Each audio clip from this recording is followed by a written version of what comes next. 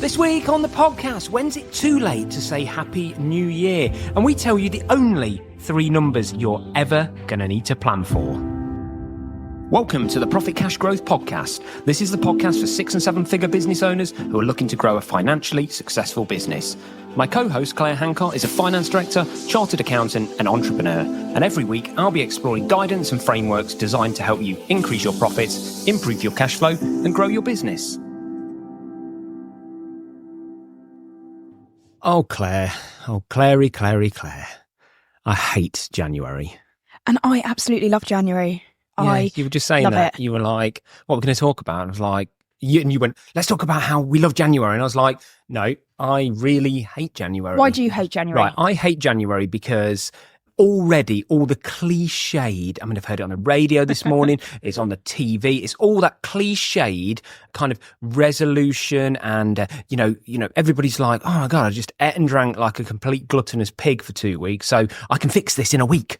And I'm just like, that's just not how the world works. We all know as business owners that, slow, consistent, just good lifestyle habits on an ongoing basis is what gets you results, not this faddiness. And everyone's on that bandwagon again, and it's all over the radio, it's all over the TV, and I hate all that. It just drives me mad. I just think, because in a week or two's time, it'll just be gone.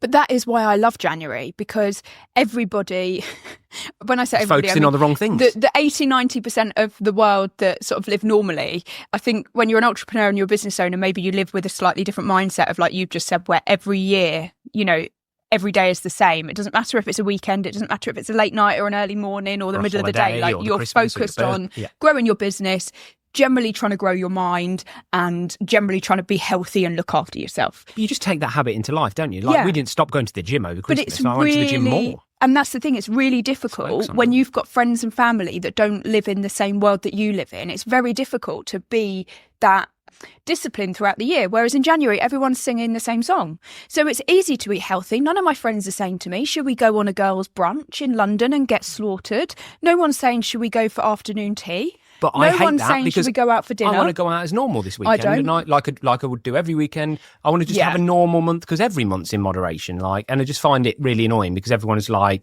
no, we're not doing this, we're not doing that. And I'm just like, well, I just want to live my life as normal, like I always do.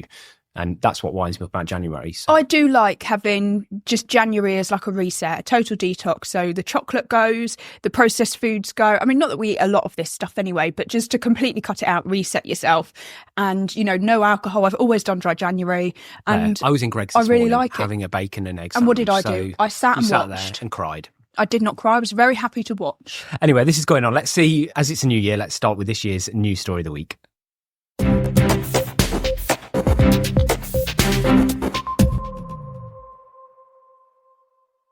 So I want to talk about soaring chocolate prices. Now, people may have read about this, and this is, if you've not spotted the ridiculous price of a chocolate bar at the moment, I think a lot of it's got lost in the thought that that's just inflation, and inflation with everything else that's going on. And I actually thought that. I thought, chocolate bars, everything's gone up. Some have gone up more than others. But actually, there's an underlying issue why chocolate has, specifically chocolate bars have gone up. And what's that, Claire? Well, actually, just before we move on to that, I think it's quite interesting because there's obviously this famous thing about the price of a Freddo and that being like a measure of inflation and stuff like that. But the thing with that masks this a little bit is shrinkflation, because the products have got smaller, so therefore actually the price point has increased far more than people are realising the price of chocolate on the shelves. But it's because of the weather patterns. So there was some sort of disease that affected all the cocoa plants, and then is it called El Nino, where there was really wet. No, it was really dry weather, wasn't it? It's El Nino. Really dry weather in the region. So mostly Africa, where about 70% of the world's cocoa production comes from. And more than 2/3 of the world's cocoa production comes from Ghana and Côte d'Ivoire. How do you pronounce it? No idea what you're saying, but it's somewhere in South Africa. Yep. And it's the extreme rainfall last December. It caused the plants to rot with black pod disease, followed by then a drought in February. So it was just a terrible, terrible situation. Similar to what happened with olive oil, isn't it? Yes. Olives, and why olive oil has gone crazy. Now, olive oil, I feel like you can walk by in the supermarket, and we have done probably. We've gone, £10 a bottle. No, we just walk by because you can live without it. But for some reason with chocolate, I just think people just buy as normal. If it's cost twice, a Mars bar is now like £1.20 or something, even more. And I don't think, I might be wrong, but I don't think people bat an eyelid. I think if they want a Mars bar, they're still buying a Mars bar. It's really interesting, actually, because we went, I can't remember where we went. We went somewhere between Christmas and New Year, and we had quite a long car journey, and we put on the Acquired podcast, and it was all about Mars, the chocolate company. And it talked a little bit about Hershey and basically the history of like chocolate right from the very start and how it came about. And it was fascinating. But they were talking about people's chocolate consumption had gone from eating, I think it was like 5, on average, 3 to 5 bars a year. Yes. And now the average person eats 60 bars of chocolate per year. And obviously there'll be some people that eat 0 chocolate, and there'll be other people that are literally eat, like sometimes me, eats a chocolate, not a full-size chocolate bar, I would like to say, but eats a chocolate bar every day, like a little 2-finger Kit Kat or something like that. So, and it's because cocoa was just a complete luxury. So in the 1700s, cocoa was so expensive that only the aristocracy, is that how you pronounce it? Aristocracy, that's the one, could drink it. So apparently Queen Anne spent £50, which was the equivalent of £7,500 on drinking chocolate in a single month. £7,500 a month she'd spend on drinking chocolate, because chocolate originated as a drinking chocolate before it became in bar form and all the rest of it, didn't it? Yes, because they weren't able to sort of make it into a solid form that didn't get that sort of white film on it. If you've ever had a chocolate bar in your car that melts in the summertime, it gets that horrible white film on top of it. Yeah, and they weren't able to sort of handle that. But what I think is most fascinating about when something like this happens, so I think chocolate prices and inflation generally, you know, the food producers have tried for a long time to keep the price as low as possible with shrinkflation and things like that. But you can't really make a chocolate bar any smaller now. I think they're kind of at that crunch point where the only thing left to do is keep putting prices up. And therefore, I think these prices are going to keep going up and up to the point where people start to think about, you know, when a chocolate bar hits £2, you're going to be thinking, am I really going to be paying £2 for a Mars bar every day? Probably not. It's going to become a treat.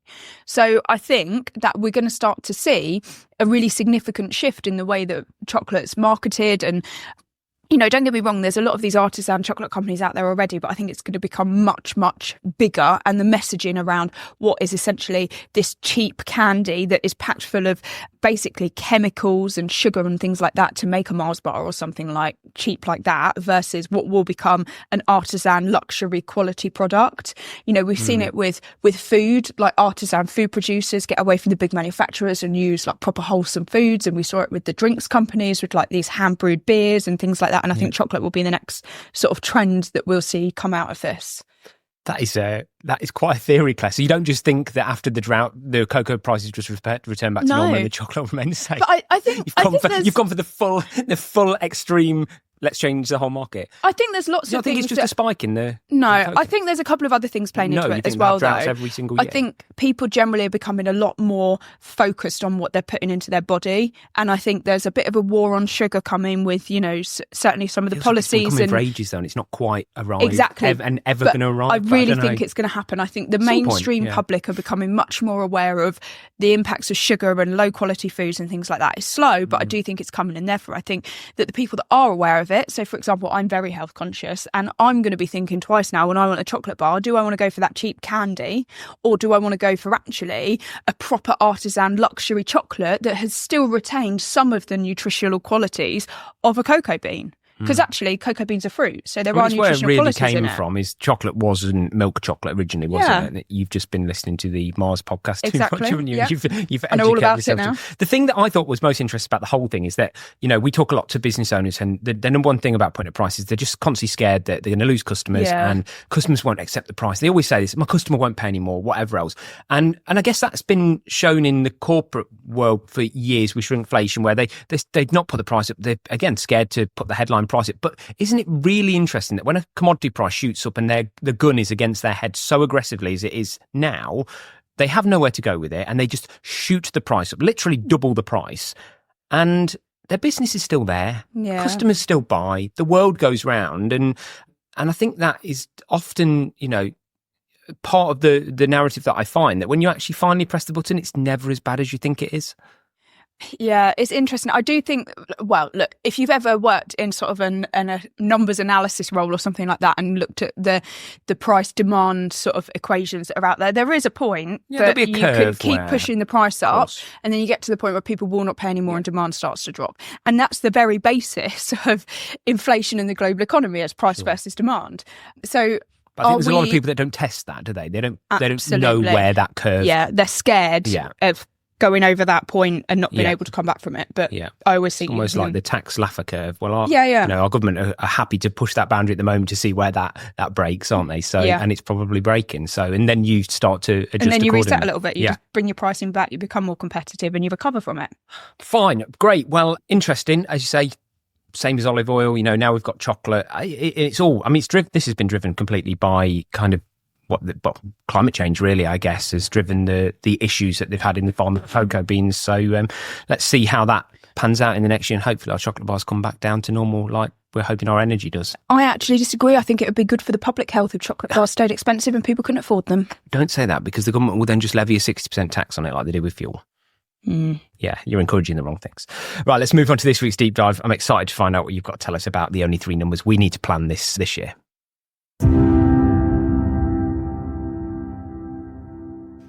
So, Claire, you're going to be talking to us about the only 3 numbers you ever need to plan for. And this is because at this time of year, as you say, people get very excited, and I hear tons of accountants talking to businesses about business planning. What's your plan for 2025? Creating these multiple page documents, forecasting out and planning out what they should do with their business. But you disagree, don't you? Yeah, I really disagree. I think small businesses shouldn't waste any time doing budgeting. I think it was a big bugbear of mine when I was in the corporate world. When I was an FD, it was something that I tried to eradicate from my departments as much as possible. When you've got shareholders, that's a bit difficult, but as much as possible, we didn't waste time on budgeting for the sake of budgeting. And I think a lot of accountants that maybe are bookkeepers and things like that, it's sort of the very basic entry level tool that you learn as an accountant or bookkeeper for helping businesses control their costs and control their profit and things like that. But I think it's very low level, and I don't think it really has much of a place in businesses that are at this sort of sweet point of maybe like doing 7 figures, so multi-million-pound turnovers. Yeah. I think it's got its place in very small businesses and it's got its place in very large businesses, but I just don't think it's right for businesses of sort of 1 to 10 million pounds. And it's got its place when you're trying to raise capital. Absolutely. It's hugely important that you can demonstrate where your business is going when you're trying to raise capital, but not when you're trying to simply grow your own business and grow your top line. And the reason being is because it takes so much effort to do these budgets, and there's various ways of doing it. You can completely start from scratch every year and say, okay, it's called zero up budgeting. What do we need to spend this year to achieve the sales that we want to achieve? So you can literally reset your business and say, if we had no costs, no commitments, no staff, what would we do? Yeah. That's zero up budgeting.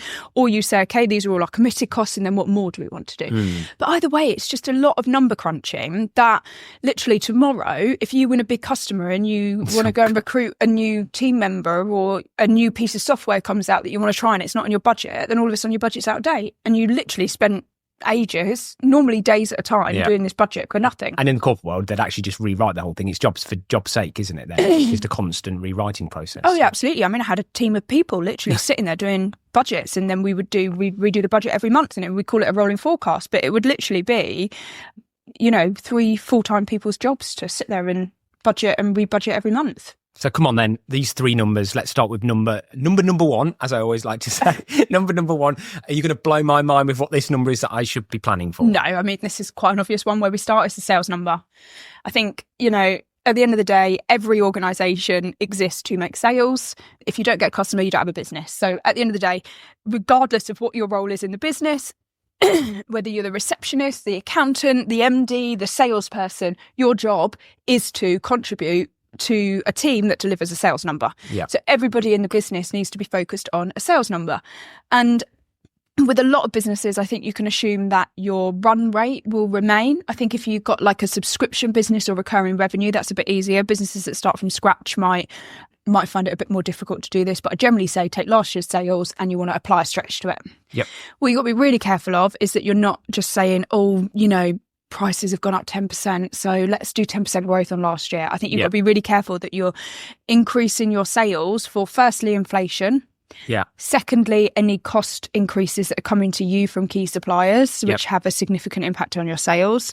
And then plus some margin increase. And then you want to put on some stretch. Yeah, you want to get something out of it. So you want to cover those increased costs you've got, then you want some margin on top of that. It's interesting that you say kind of to take the run rate and and kind of forecast out that might continue and various other things, because actually if you look at kind of when economists come out and they predict things and various things. One of the biggest criticisms that people make of economists, and the reason they're invariably wrong, is because they take that approach, and it's almost never that outcome. Yeah, because there's so many factors that go into an economy beyond just being able to say it's last year plus. Yeah. So you think you've got more control over your business to be able to actually take that most approach. Small businesses are small enough and agile enough that actually they are in control of their sales number. There are going to be some businesses. So, for example, your business, an estate agency, if the government comes out and increases stamp duty and interest rates go back up, that is largely out of your control, and that is going to drive your market. Yeah. But a lot of small businesses aren't like that. Whether people need accountants and whether people need office cleaning and whether people need product delivery services and things like that, all of these types of things that actually are not really that affected by consumer sentiment. It's interesting you sort of say sales, because I wholeheartedly agree. There couldn't be anything more important in my view than lead generation, because you don't have a business without it. And I was watching this post the other day on LinkedIn in the estate agency world, which I'm in, and they were talking. Somebody put out there and said, what's more important to the business, the quality of your sales progression, which is the bit from selling a property to getting it through to completion, which is important, and lots of things can happen, and the business can fall out of bed at that stage, or lead generation. Because I think it's sales generation, sales progression. This guy said, we should be putting all your focus into sales progression and your talent and your, and all the various other things. And it's really interesting because obviously there was people, like me, who had the opinion when you're absolutely crazy. I mean, because you don't even have sales progression if you can't generate business. Yeah. So just for our audience, sales progression is that point that once somebody's accepted an offer on our house, it's all that legal process to get it over the line. It's operational management of, the solicitors and the banks and the whole, and buyers, sellers, and getting the process through, which is one of the hardest parts of. But the reality is that this is where pretty much every small business that can't get going properly, this is where they fall down, because they're focusing on the operational service delivery, and they're not focusing on lead generation. If you put enough in the top and your product is good enough, your product just needs to be good. Your product or service needs to be good enough. And if you put enough in the top of the funnel, some will fall out the bottom. But unfortunately, a lot of people, for anybody that's read the E-Myth, it's the classic E-Myth thing, isn't it? You think that you put all of your time and effort into generating a really fantastic product or service, and people will naturally come to you. But that natural flow of people doesn't happen for years and years. I mean, I'd argue to say that it almost, unless you're one of the absolute unicorns, it almost never happens. I mean, we have one of the absolute cutting edge, services and products that we have out there that, we really go over and above, but it's a grind, and it's a constant grind. And every month you start from zero, and you've got to generate that interest. You've got to market. And the day you stop marketing is the day your business dries up. So I think it's so important. So I totally wholeheartedly agree. Focus on your sales number. That's number one. So the way that I like to plan my sales numbers as well is I like to set 3 targets. I like to have a bronze, which is, this is the minimum target that I've got to do. Yeah. Bronze.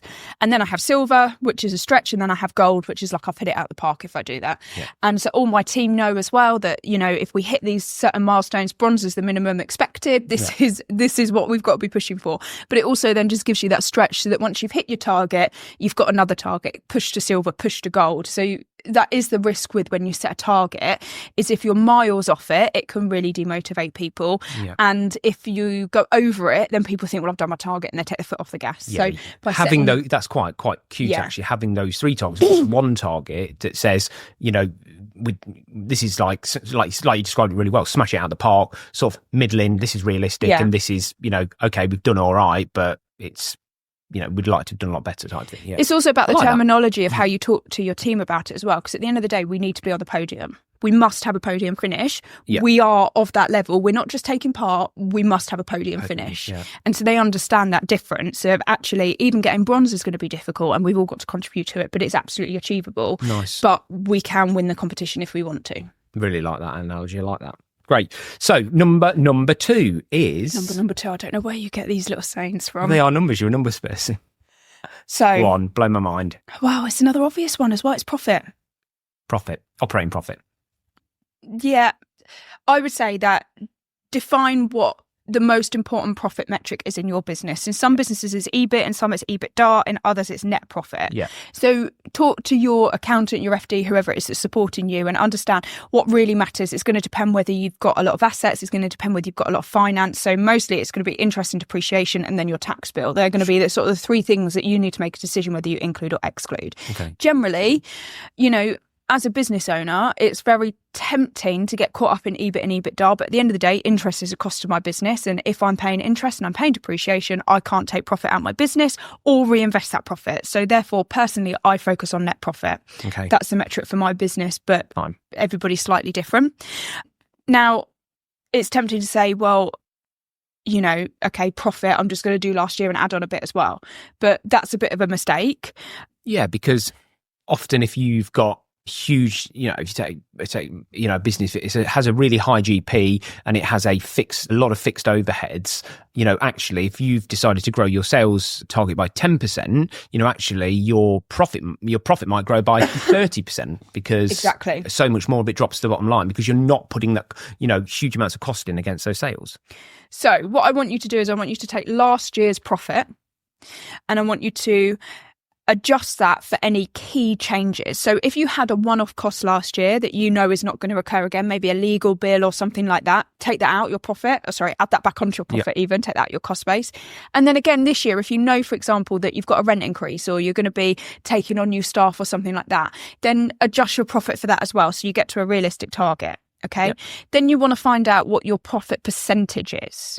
Because if you know what your profit percentage is, then you can take your new sales target and just simply apply that profit percentage to it. This is what you always call drop-through finance. Yes. So I think the risk is that last year, if you made 20% net profit, then this year you're like, oh, we'll just make 20% net profit again. No, last year you made 20% and you're going to be aiming for sales growth again this year, then really you need to be putting a stretch on your profit as well. Sure. You want to be making 22%, 25% profit because you don't want a business where every time your sales goes up by 1%, your cost base goes up by 1%. And it's just a great focus to have. Focus on growing the turnover, but what a great focus to have, which is grow your margin. Yeah, grow your net profit margin. It's the sign of a great business that you're growing those margins as well. And also, it's very easy to maybe put 5-10% on your sales number without increasing your team and without increasing your costs. So most people, generally, their cost base is going to be, if you're a product-based business or a manufacturing business, then you're going to have like a cost of materials, a cost of buying goods and delivering them. If you're a service-based business, then your main cost is going to be people. And it's the difference between growing a business and scaling a business. So when you're growing a business, generally your sales and your profit percentages go up, in parallel. Those two lines stay consistently next to each other. But when you scale a business, you're going to be thinking about growing without layering on more and more costs consistently. Yeah. It's actually really hard to plan for these step ups. You have in your business, I have it in my business, which is, if you feel that at the moment your team has fat in them and is underutilized, that you can grow that sales and the margin will grow quite dramatically. But at some point, there's a massive step up to put a huge additional cost in, which is then going to drop your margin right down for a period of time while you grow that back up again. And in service-based businesses, that's really challenging. Yeah. And I mean, I've got that at the moment now. We've got maybe the capacity of 50% of a full-time person. So we've made the decision, we've got somebody literally starting this week to take on a person, even though we don't have a full-time job for them, because we want them to be up to speed and not firefighting. So we know that that's going to hit our profits. It's the most challenging thing when you're scaling a business as well. Yeah, it is very difficult. You've got to constantly reinvest your profits into the next person before you can, plateau or have a break and actually make some profit for the business. It's very challenging. But that's why if you follow the method of take last year's profit, adjust it for any one-off things that happened last year and won't reoccur, and any additions or changes this year that you're making, work out what the percentage is, add on some stretch and apply it to your new sales number. Amazing. And it also is a really effective way that you can say, if you take your bronze, silver, gold sales targets, you can also do the same bronze, silver, gold profit targets by saying, okay, last year we made 20%. So our bronze net profit target is 21%. Our silver net profit target is 25%. And our gold net profit target is 28%. Brilliant. Great. So number 3? Number the three. Final number that you've got that we must be tracking? That's Cash. essential. Cash. That Cash devil, generation. That devil of cash. Yeah. And this is one of, I think, probably the most powerful slides that I put into the board packs that we do for businesses that we work with, is we work out how much cash your business has generated. So if you look at your opening bank balance at the start of the year and you look at your closing bank balance, how much did it go up? And I think it's quite a sobering point for a lot of MDs to be looking at, particularly because a lot of the time they haven't yet taken their dividends, they haven't yet taken their annual bonus, but they've not really generated any cash. The last board meeting I did, somebody was generating about £450,000 of profit a year. They generated 60k of cash. Yeah. So where's all that cash going? And it's not necessarily a bad thing. It's tied up in the business, isn't it? It's tied up in the business. And if it's tied up in, long-term debts, that's fine, because the logic is that you've got those debts for a good reason, because they were to grow your business. If it's tied up in capital expenditure, like assets and things like that. But it's about making sure that you're aware of where that cash is going and the areas where there's opportunity to improve it. Because there's always opportunity to improve the cash flow and make these small marginal differences, maybe try and get your customers to pay you quicker, you pay your suppliers a bit slower, and all of a sudden you've generated 50 to 100k more cash, so just by a small change in a process. So lots of people ask, why isn't my bank balance the same as my profit number? And I think, you've answered that quite well by saying it's normal that it's not. And there'll be a million different factors depending on the type of business as to why, where and what that is.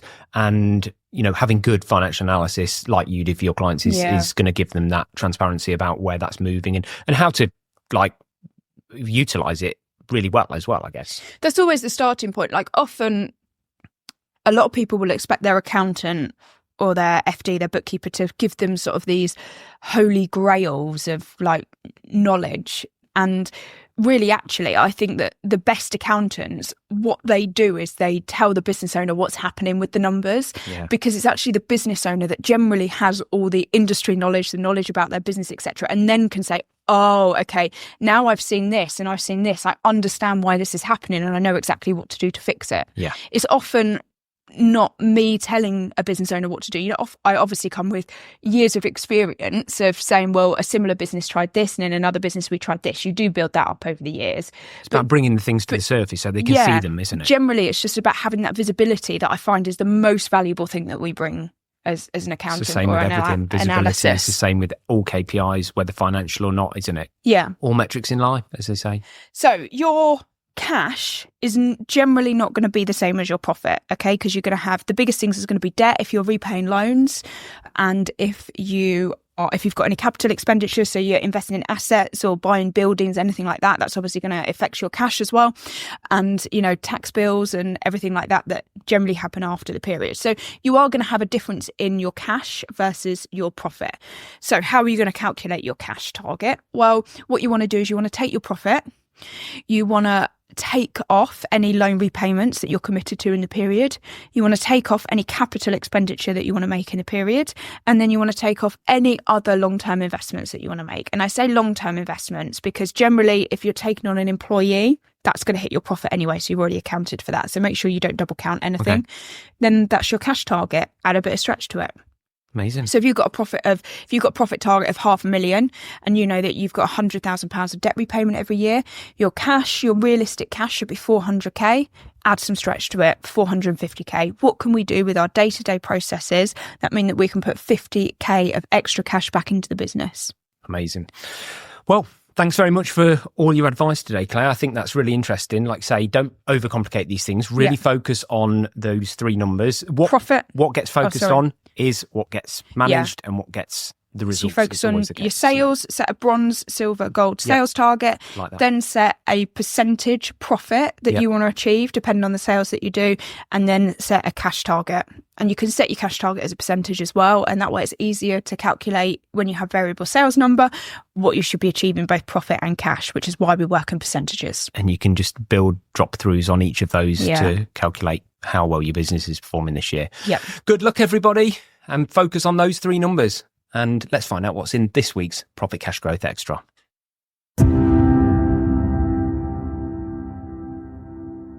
So I promised Claire this is going to be my final iOS update that I've got for people. And again, sorry if you don't have an iPhone, but obviously since they've done the update and I talked about the recording, the call recording feature and the answering machine transcript feature, which again, I'm just loving. I'm just continuing to love it. Works really, really well.